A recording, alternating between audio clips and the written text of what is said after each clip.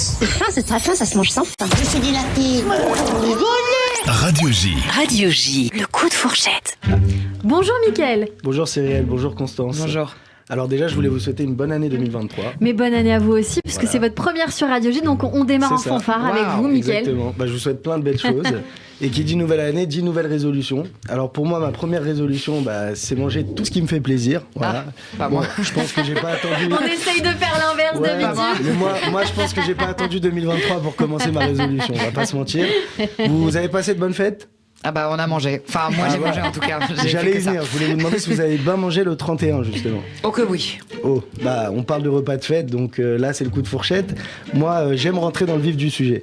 Alors votre plat préféré, est-ce que les Belges disent ? Oui, puisque j'ai mené l'enquête avec nos amis belges, car votre rôle de Condé dans Unité 42 m'a rappelé une seule chose.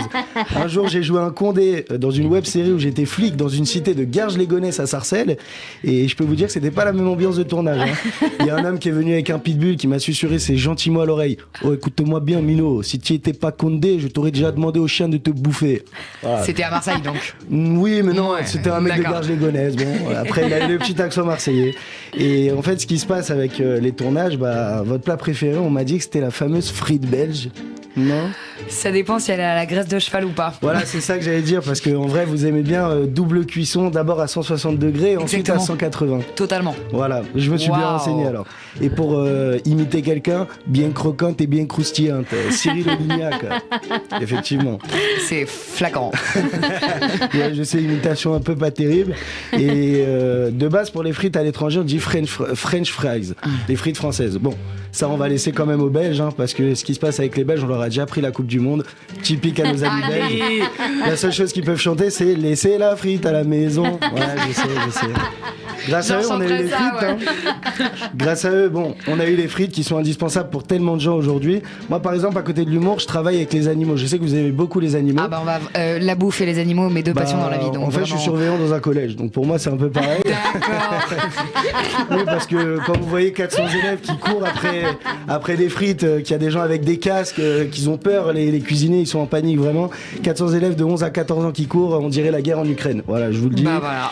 Après, ce qui se passe, c'est, tu sais que les frites, il n'y a que ça de vrai en fait. Oui. Quand tu vois les petits courir.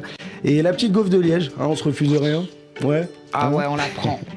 Qui vient direct se placer dans les poignées d'amour. J'en ai fait les frais, j'avoue.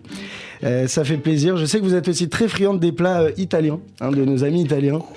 Oui, la carbonara, c'est ça ? Oui, mais la vraie. Ah ouais, voilà, la vraie. Alors, faut enlever, je crois bien, le lardon et la crème... et la crème fraîche. Voilà, la crème fraîche, oui. voilà.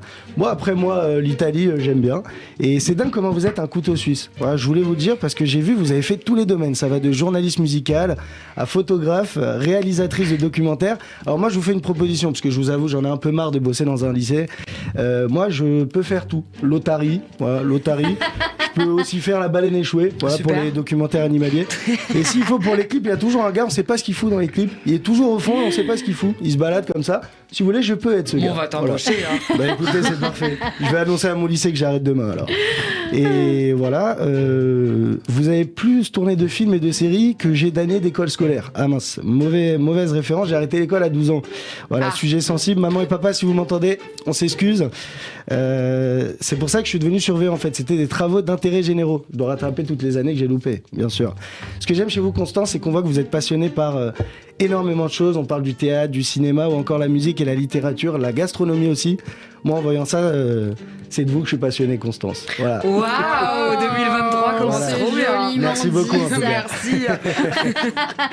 Merci beaucoup, Mickaël Coscat, pour cette première sur Radio J. Merci, on va se retrouver la semaine prochaine, évidemment.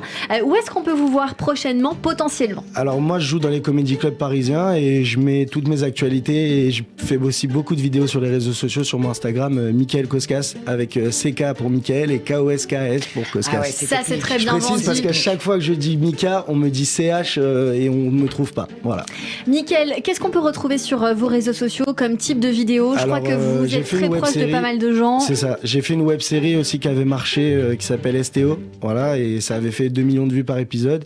Et aussi, je fais beaucoup de vidéos, je fais beaucoup de contenu avec des artistes en général. Voilà. Comme quoi, comme vidéo ? Par exemple, il n'y a pas longtemps, j'ai joué dans une web-série qui s'appelle Qu'une famille. Et j'avais un des rôles principaux avec les 2 acteurs principaux. Et voilà, on fait plein de projets, on monte sur scène, on fait du théâtre, on fait du stand-up.